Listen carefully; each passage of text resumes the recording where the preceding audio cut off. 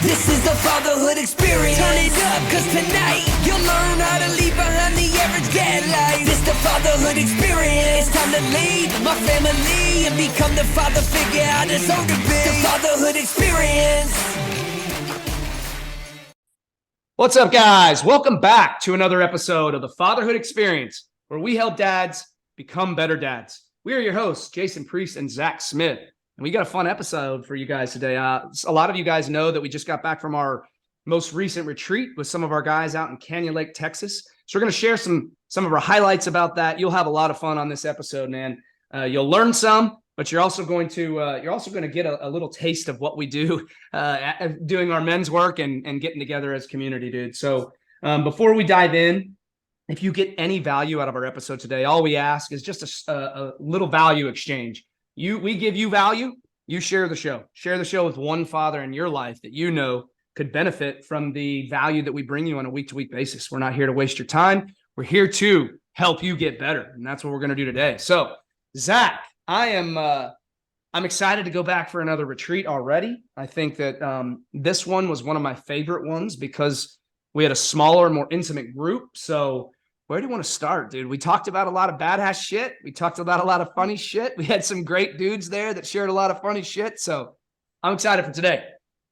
Yeah, man. I mean, if there's anything that I could think of off the top of my head when it comes to the retreat is one, the power of community in regards to helping you, achieve your goals. Yep. So that and and just how much more pleasant, I guess we can say, the journey is when you're surrounded by other like-minded individuals on the same path. Because I say it very often, right? I say it very often that when you get support wanting to achieve something great from your wife, your kids, your coworkers, your boss, whoever your peers, cool, awesome. It's good to know they got your back, but it's different from when you're in the trench with the guy next to you with the face full of mud because he got kicked down too. Yep. And you guys are egging each other on and lifting each other out and up and over and over and over again consistently. That's a different bond. That's a different strength. That's a different relationship, a different level of camaraderie that nobody else will ever understand or experience unless they're in the same situation. So that's my first thought when it comes to these retreats, because every time we've had one, even though our group is definitely online based, when we see each other in person, it's huge. It's like we've known each other our whole lives. Yep. Right. There's just something there, the common denominator amongst us all, that we are just trying to become men who want to live life to the best we absolutely can in every area of life. It's just something so strong. Nothing can match that level of energy or that level of motivation you get once you put powerhouses together. I can't agree more. You talk about, you use some an analogy a lot that's around the military and sports teams, right? Like there's no tighter bond formed than in the military than in professional sports, right? Because you experience the blood, the sweat, and the tears together. Migration. That's where it starts. Yeah. And so, when we get together at the retreats and we do some deep men's work and we go deep and talk about some of the things that have held us back in life, right? Some of the baggage, right? A lot of us have dad issues, be honest with you. Like, I think a lot of the guys in our community have challenges around the relationship with their father, or they lack a relationship with their father. And I know that from a personal standpoint, that's me, dude, and so it's very relatable when we get together and when some of these guys start to, share some of the challenges they've had in their lives and with their relationships along the way. It's like, you and I have really strong marriages, but it's taken a lot of work to get to where we're at with our marriages, right? And so when we talk about the power of community, dude, like, I will tell you that you have a very small circle just like me, but man, getting to see our guys in person, it's like, I relate to a lot of these guys, and some of them are starting to become friends just as much as they are clients. And I eat that up, dude. Like, there's got to be a barrier there, right? There's got to be a certain boundaries set. But dude, like, some of our guys, man, like the guys that we've gotten to see in person, like, those are fucking lifers, man. Like, and we tell them all the time, right? Like, once you're in our circle, if you come to a retreat and then we lose touch and you reach out to me 10 years later and you need help, like, I'm going to do everything in my fucking power to help you, dude. Like, we're That bond is established in a way that you just don't have with other men. No, you're absolutely right, man. And I do say that very, very often, that there is no stronger camaraderies built and bonds built than in the military or competitive or even sometimes recreational sports. Because train together, you win together, you lose together, you suffer together, you literally do everything together, but you are only as strong as your weakest link, they say, right? So if there's one person suffering or failing or falling behind on your team, everybody else uplifts that. They don't all just like pretend a football team, right? With 52 people or something like that. There's not 51 out of 52 people pointing at the dude that's falling behind and laughing at him and talking shit, kicking him while he's down. Ha ha ha, and bullying him. No, they're uplifting him. They're egging him on. They're telling him, hey, let's go, buddy. They're lifting up, like putting their arm out so he can grab onto it and they can pull him up, right? Because we talked about that. And actually on the coaching call yesterday with our guys, Yep. There are only two different types of people in this world, right? The ones that are going to pretend that they're doing better in life, but in order for them to do so, they're stepping on your head. They're stepping on your shoulders. They're trying to get up artificially by bringing you down. So really, they didn't go anywhere. They think they're doing some shit, but in reality, all they're trying to do is take your name and drag it in the mud, because if they could bring you below them, they feel like they've gone up more, but they've stayed in the same exact spot. That's what losers do. And unfortunately, there's a lot of losers in this world. And then you got the other guys. These ones are few and far between. This one is more rare. Somebody who is truly, truly happy for you when you win, because the reality is, guys, everybody wants to see you do well, but they don't want to see you do better than them. It's extremely rare to find the guy who will help you when you're down, especially when they are quote unquote below you in whatever it is that they're trying to achieve, right? So that's what I'm saying, man. These bonds are incredible. And as a matter of fact, fucking mandatory in order for you to achieve your goals, because nobody can do this shit alone. If you're able to do this shit alone, I mean, you gotta, that's a lonely life for real. And I'm not saying it's impossible, but what I'm saying it's hard as shit, and it sucks. And it's lonely and it's boring. And guess what? You're not going to be inspired or motivated to keep on that lifestyle if there ain't nobody else around you cheering you on, man. The power of community is strong, dude. Why do you think all these sports events and everything else, these concerts and all this stuff, everybody's raving around? The energy is always awesome and positive because everybody's there to celebrate one thing, to cheer on their team. That is what community is all about. People don't think about it like that, because when they think about sport events, they think that's just some mindless shit. Yes, it is. But you got to think about it. What's the underlying thing, the underlying part of that event? It's everybody's cheering on the people that they want to win. But why don't people cheer on other people? Why do they want to cheer on people that they don't know have any kind of financial ties with, or they shouldn't have an emotional tie with, but they do? Why are they always so willing to help them out? But when it comes to your brother, your sister, to your left and your right, why the fuck do they want to kick them down? Why don't they want to reach out and help them? And that's why I say they're so damn few and far between to actually have people who are cheering for you in public and behind closed doors doing the very same thing. It's very hard to find, man. It's extremely rare, dude. And yeah, like there's just not a lot of men's groups out there, right? Especially with the focal point around fathers, and seeing our guys really be able to have a platform, dude, in a safe environment to share shit that they've never even shared with anybody in their entire lives. And to be able to spill the beans to true brothers when you go back home and know that, hey man, if something's up, like I can text Dave, or I can message Jason, or I can hit up Anthony, or hey man, I know Jose's got my back, right? Like that mentality, that it's almost like an insurance policy for you, right? Like, you still got to go home and go through the shit alone in your day to day, but you're not truly alone. And so just knowing that as a man, because I don't need you to fucking babysit me, dude. I don't need you to hold my hand all day. But if I call your ass and say, hey man, I got to talk to you, dude, and like, I'm struggling and I just need you to listen, man. I just need a fucking shoulder to cry on, or a dude to hug, right?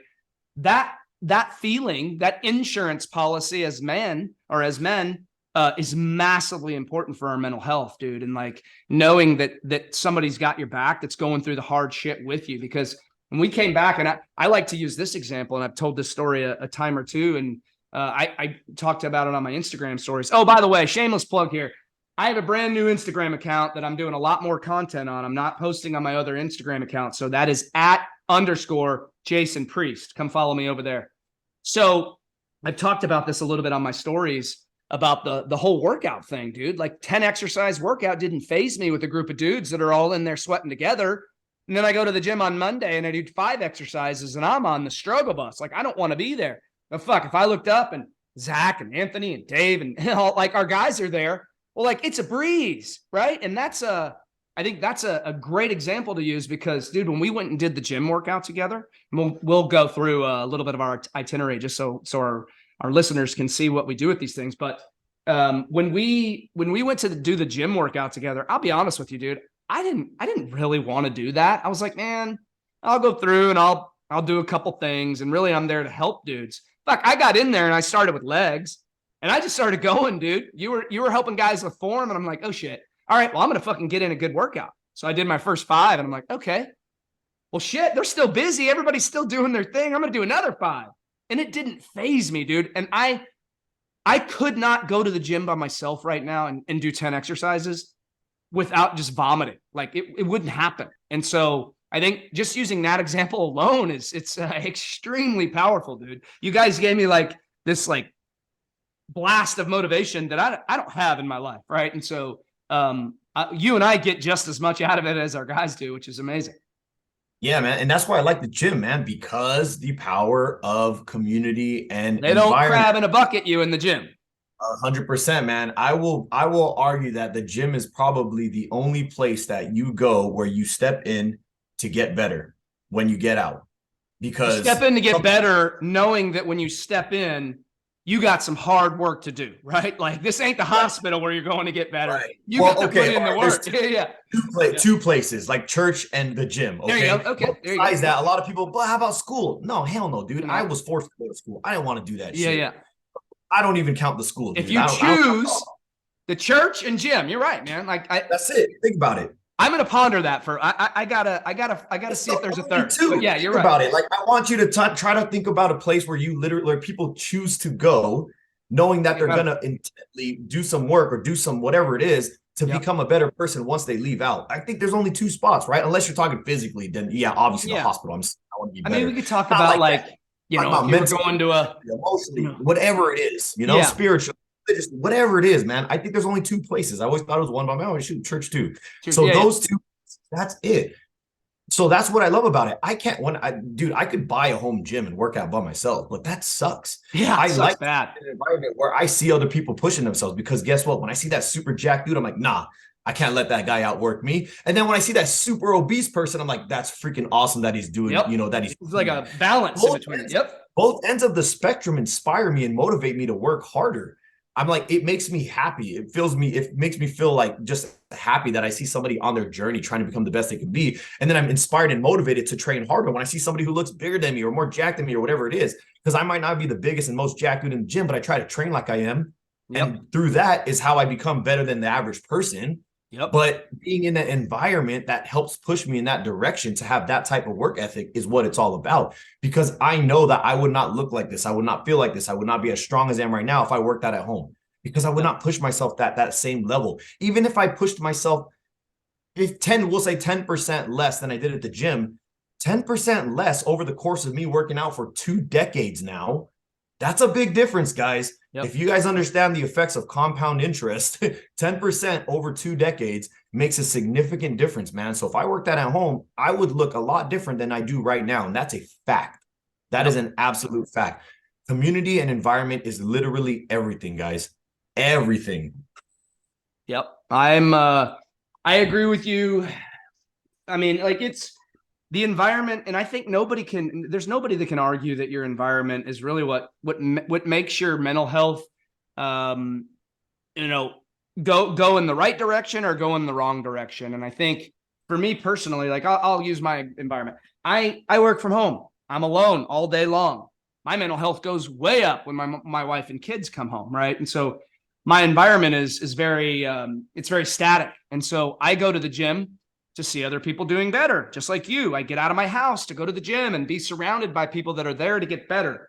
And when we get together in person with our guys and we get to share some of the hard shit, right? Like, dude, our guys are just like every other guy, right? We've all gone through some fucked up shit in our lives, and we've all had some fucked up things happen to us. We've all experienced death and cheating and fucked up shit with family members, and we all go through it, right? But when you when you realize that everybody's just like you, right? Like when you realize the next dad has his own unique set of circumstances and challenges, but a lot of them are very similar to the challenges you've had.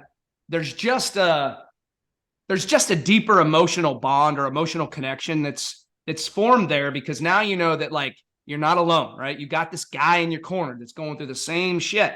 And so I want to I'm gonna do the fun part, because I want you to, you don't have to go walk through the whole thing, but I want you to give a little bit of a highlight of our men's work exercises that you did there. But real quick, I'll do the fun part, and then you can kind of break that down. But when we do our retreats, man, and like we've done this pretty much every time. And oh, by the way, Zach, I think the next one. So I've been doing some research, and we've gone to Green Hall at all 3 of our Texas events. I don't know if you know this, but we drove past it multiple times. Do you remember seeing the Whitewater Amphitheater that was near the river that we drove by? Nope. So check this out. This will be the next one. So they do concerts at the Whitewater Amphitheater with big bands, like some pretty big names come through there. And dude, it's outdoors right on the fucking river. Like it's a sweet setup. So man, that's our next one. Perfect if we listen to literally the Dirty River Boys. Yeah. That would have been perfect, man. I do remember that. And guys, so I don't listen to country music. Okay, I'm open to listening to anything. I'm sure. Pretty open. But I only listen to country music when I'm with the Texas guys. And it's a great time, dude. It's an awesome time. Why? Because even if you don't enjoy that music, you're in a place where people are enjoying it. So it's all positive energy, dude. Well, and you're with your brothers, dude. You're with our guys, right? They're all there doing the same shit. And so it's fun as hell, man. Yeah. So Whitewater Amphitheater is on the map for the next one, whenever that may be, because I think the environment there is it's sick, dude. You're literally right on the river. So anyway, with all that said, when we do our retreats, we don't just do the men's work shit, dude. We give our guys an absolutely amazing experience. That's what it is. We're the fatherhood experience, right? And so we don't want them to come down there for a fucking counseling session. That's not what this is. It's to actually do hard work, which Zach put them through the ringer on this retreat. And we had I'm glad we had a small number, dude, because it was a deep exercise and they all got better for it. But I'll highlight some of the fun stuff. Like we did a lot of cooking out this time, which we did 2 grill outs, which we'd not done before. Can only do that with a smaller group. You imagine doing 8 burgers for 18 dudes would have been a little bit more challenging, right? So I would have had to rent a significantly bigger car. Yeah. So we go out to Canyon Lake. We're on a lake. The property that we stay at, we have our own fucking territory essentially. But then on Friday, we did the river. We floated the river, and every one of our meals, we take the guys to the most top-notch restaurants around there. And so Zach's been trying to get into this Italian restaurant for 2 years now. We finally got in there, and then they sat us at this table that was big enough for 4 of us, and we had 7 people. So, but before you keep going, look, this was our 4th retreat. If this was our 1st retreat and they put us at that table, all these guys, because we had repeat guys, right, for the retreat, if they were their original size, dude, no, they wouldn't have fit. We'd be overlapping thighs, dude. We'd be overlapping thighs. So although that table was tiny, luckily our guys and lost tons of weight. Yeah, so we've leaned out. We've leaned out as a group. We leaned out, man. So we actually I had to add that in. No, it's great. Yeah. That's good. We go out to eat almost every meal other than the grilling out.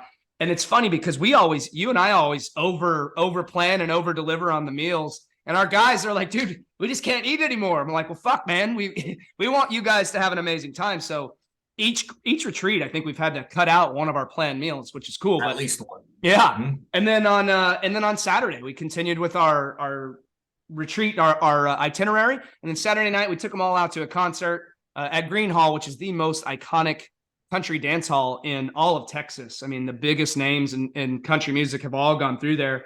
And then we shuttled them to the airport on Sunday and they flew out. So when you hear retreat, it's a lot of hard work, but it's also a lot of fun shit. We have a very work hard, play hard mentality. So I'll turn it over to you, dude. Shed some light on kind of what your vision was for the exercise. I loved it. And I think our guys got a lot out of it. So give us a little synopsis on what that looked like. Yeah, for sure, man. I'll give the very brief Yeah, that's all rundown we need. Yep. what the goals, and however deep you want to get into it, feel free to take over after, man. But the bottom line, the point of the exercise that I put together here is about questions. Okay, it's about questioning yourself at your worst and talking about who you want to become at your very best. So it was literally questions: who, what, when, where, why, and how. And through each of those question words, I asked anywhere between 1 to 5 questions and had them identify who they were at their absolute worst. Right. So with the who were you when you were at your absolute worst? So we're talking about, adjectives, descriptive words, right? I was lazy. I was an excuse maker, blah, blah, things that we hear all the time, right? What kind of things did you used to do? Were you out clubbing? Were you out staying late? Things of that nature. Again, who, what, and then there's when did you realize that? I was like, holy crap, if I stay on this path, it's over for me, dude. I'm going to get a heart attack. I'm going to die. Something's got to give. So who, what, when, where did you realize this? Now, I know it sounds kind of funny, but I wanted them to be very descriptive about where they were and when, which is the next one, right? When. If you know a date, if you know a time, drop it down. One of our guys actually knew exactly to the date, when it was. And it was when he got the blood work back and he had alcoholic fatty liver disease kind of, his numbers were all bad. So what I wanted them to do was identify who they were exactly and paint that picture. Yep. So it's not just talking about oh yeah, I was this and I was that. No. To a detailed level. I want to be able to read your answers and identify, I know. Be able to tell exactly who the guy is. Yeah. Exactly what you look like, I want to know everything. And then so I just asked them all those things, right? Who, what, when, where, why do you believe that you went into that dark place? Why do you think this happened? And just, again, I'm not asking the actual questions, but one of each one. And then how do you believe, just okay. So anyways, I'm not even gonna talk about that. Let's go on to the next thing. So later on, I asked them the questions, but pertaining to who they believe their most elite version of them is. So the same questions. So who will you become? And not who do you want to be? Because we don't talk like that. We talk committed. We make things happen. So who do you want to be? What kind of activities or what kind of behaviors, patterns does this person entail? Does he possess? Does he do? So things of that nature. So the same thing, but on the opposite end of the spectrum. And after it was all said and done, I essentially said, congratulations, guys. You guys have identified who you were at your worst and who you will be at your very end. And you just wrote the first chapter and the last chapter of your biography when it comes to you talking about how you've achieved these things and motivating and inspiring others, because eventually people are going to ask how the hell you did it, because they're going to take note. They're going to realize holy crap, this guy looks a world different. He acts way different. There's a positivity that he radiates that wasn't there before. Something's going on here. What's up? So the purpose of this exercise was in order to identify who we were at our worst. Obviously, you have to ask about it, right? And when they locked that down, I said, perfect. Now that you know what it took for you to become the absolute shittiest version of you, now you can become the person who changes the trajectory of your family lineage, your bloodline forever.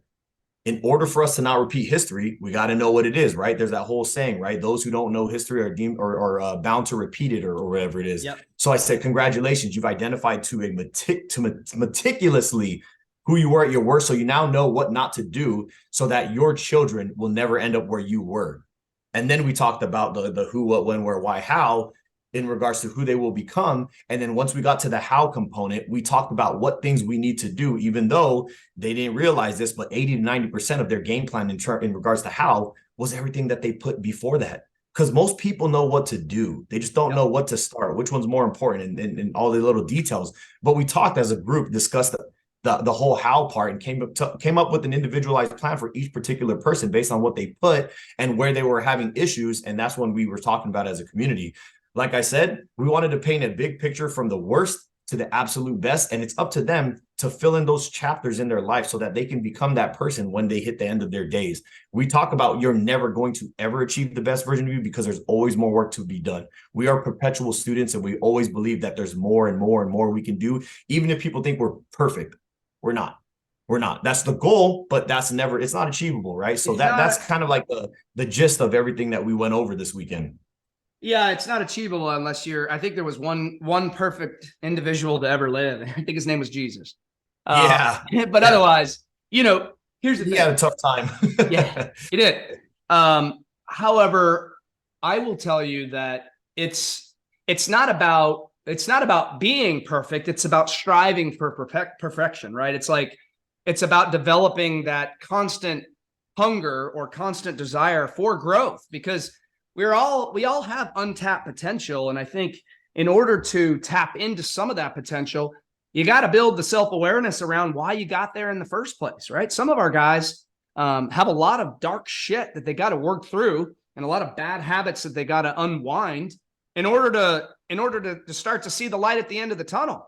And I think that exercise, round one, which was, the past. And so we did that on Friday.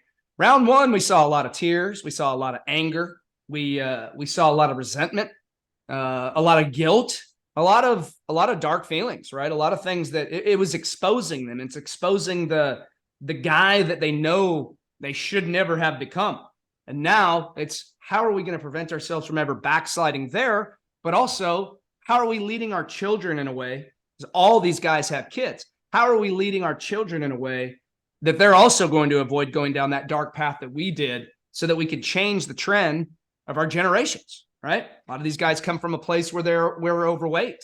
Well, generally, we don't just get overweight because we eat too much. There's some shit going on in our brain that makes us turn to food as a crutch, or we get a sugar addiction, or we use it. We stress eat, we mindlessly eat, we don't work out. There's a lot of factors, but it's generally not just because we ate too much. It's in here. And that's why we got to rewire our minds to see our true potential, so that we can start to raise our minimum standards. And I think a lot of that gave these guys an awesome game plan to go back, but also a tighter bond with the dudes that were there. Right now, they've got that additional layer of support and accountability when they do run into a tough time. So I want to shift gears here for a second, because we had a lot of fun. We did a lot of deep men's work, and we also wanted to record a podcast because we had a lot of funny conversations going on. I will be honest with you. I don't think I know where you're going. We talked about conspiracies. We talked about the moon landing. We talked about dinosaurs. We talked about all kinds of shit, right? But one thing that I don't think I've said as many times as I did during this fucking trip was the word fleshlight. All right. And so I want to shed light on some of the comedy we had, because you and I, look, we were drinking whiskey at 4 a.m., dude, or 3:30 a.m. after the concert, which is not something that you and I generally do. Yeah, and I'm just going to add in, I had to, because I drove us back, and I had to make sure that 30-minute everybody drive got safely. Yeah. It's dark. It's definitely dark, and it's a little windy sometimes. It's windy. Yep. I was being responsible, but definitely we had the after hours drinking going on for sure. Definitely appreciate you being responsible, and I'm sure the other 6 dudes or 5 dudes with us did as well. What I will say though is, I think that these events just give you a different comfort level around guys. And so when Jason Meyer started telling us about some of his fucking military stories, and he talked about the fleshlight. So just so you guys know, man, apparently I've never been in the military. Zach's never been in the military, but apparently there's some pretty fucked up things that go on. And we have a lot of clients who have shared some crazy stories, but Jason was in the Navy, and he was a seaman. And he literally talked a lot about semen. And apparently, he did not partake in these activities, but apparently there was a group of Navy seamen. They'd be out at sea, what did he say, 6 and 12 months at times? It was like long ass time. Long sense of time, yeah. Yeah. Different countries. He did 20 years, man. So you can only imagine how many places he went to and for how long. That's insane, dude. Yep. So when this motherfucker told us that he knew a group of dudes that were sharing a fleshlight, I about lost it. And I think that everybody else did too.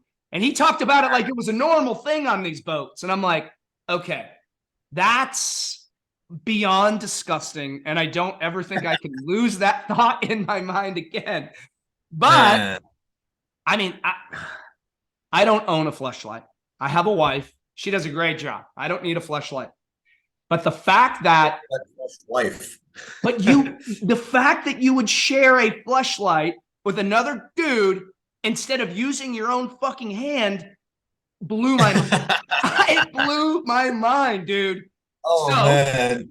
But I think those conversations just happen more when you're around other guys that are just like you, right? Like I wouldn't talk to some random guy on the internet about that. But dude, you come out to the retreat, we get to fucking jamming on fucking funny shit. Well, man, let's talk about some fleshlights. So But doesn't that go exactly hand in hand with what I said about we are an online based community, and although we are the fatherhood, we're very much a brotherhood. And what proves it is that we had that kind of conversations when we saw each other. It's like we've known each other our whole lives. Like we just pick up where we kind of left off. Like I feel like I met you before. You know what I mean? Yes. And although we had some repeat guys that we felt like that on the first retreat too, man. That's really the level of that we have with these guys, because we're just a brotherhood, man. We're the fatherhood experience. We're fathers, but we're a brotherhood in the sense that when you're a part of us, like we got each other's back. Once we're in your corner for life, man. That's it. And you know, those guys, I'm really proud of the work that they put in. So if you guys are listening, Dave, Jose, Jason, Anthony, we're not only proud of you guys, but we're both very excited to see what you guys do with the tools and the strategies that you took home with you, because Zach and I put a lot of work into that retreat, and I fucked up a lot of shit on the front end of it. And, you know, I own that. And you know what though? That's, you live and learn, and you know, we made it happen.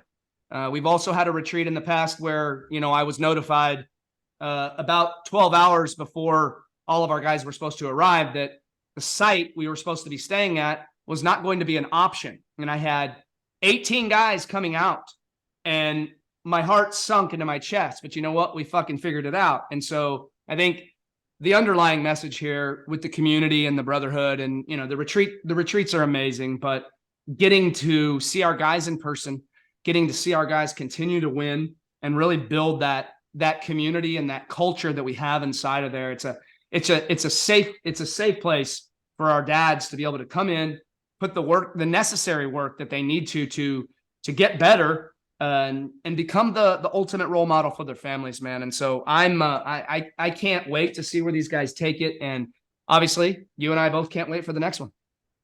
Yeah, man, for sure. I'm already looking forward to the next one. Where we're going to have it, I'm not sure exactly yet, or what we're going to do. Who knows? But all I know is it's going to happen. And whether it has 18 guys, whether it has one guy, it doesn't matter, dude. These things are going to go down because this is just what we do now, it's man. Part of what we do, man. It's where we thrive, and it's like the pinnacle of our year, right? We, you know, you can only get a couple of those, and shit, man.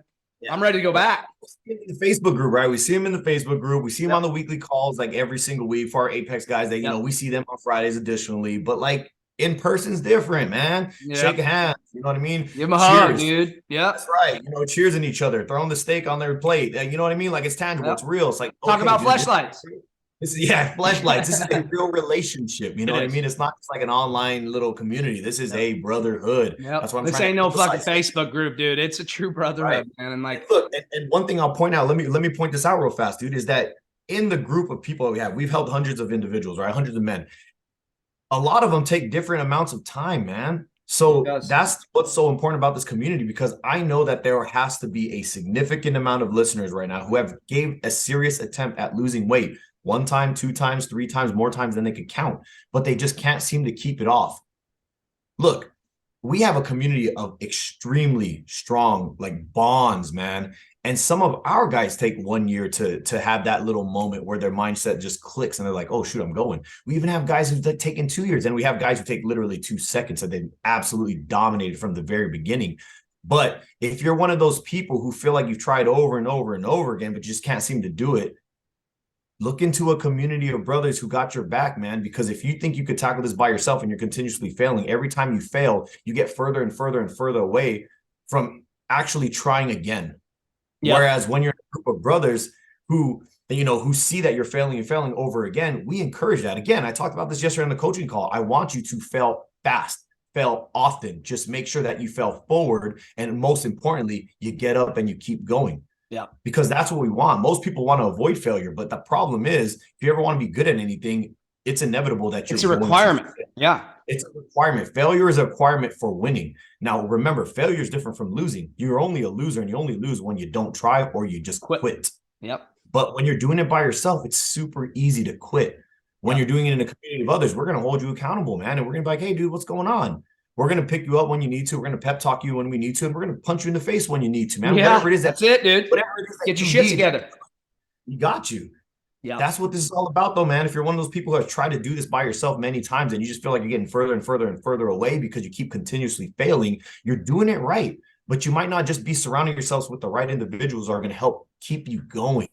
Yep. Or you just might not have a clear idea of where the target is, right? Part of what we put together with this exercise at a retreat is to identify who you want to become exactly. Because when you know exactly where your target is, when you know where the bullseye is, now you can start aiming at it. You got actionable steps. Yep. Most people kind of have like a general direction as to where they want to go. So this is another analogy I use all the time. They have a general direction where they want to go. But look, dude, if you're throwing darts in the direction, but you're hitting the wall, you're way off the target. Sure, you might be getting a little better, but we want to hit the bullseye. In order for you to hit the bullseye, you got to know who you want to be and how you want to go about, or how you need to go about doing that. But it's extremely hard to do when you're doing it by yourself. So not only look to other people who know how to do this, such as Jason and I, because we've done this and we've replicated and duplicated this with many people from all walks of life, all different ages, all medical circumstances, everything. So get that kind of mentorship and surround yourself with other people going through the same thing. That's literally the equation for success. Period, man.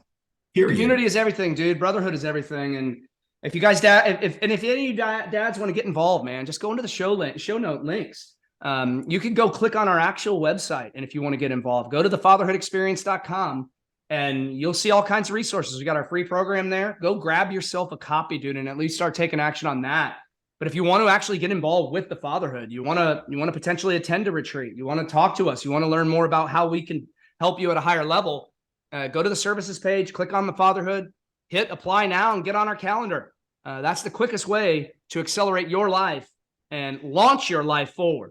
So you guys get out there, take massive action this week, man. It's Momentum Monday today. You got no excuses. We gave you a lot of golden nuggets today. So if you got any value, please do us a favor. The value exchange is that we give you value, you share the show. That's how we grow. We don't run ads. You guys get out there this week, crush it, and we'll see you next week.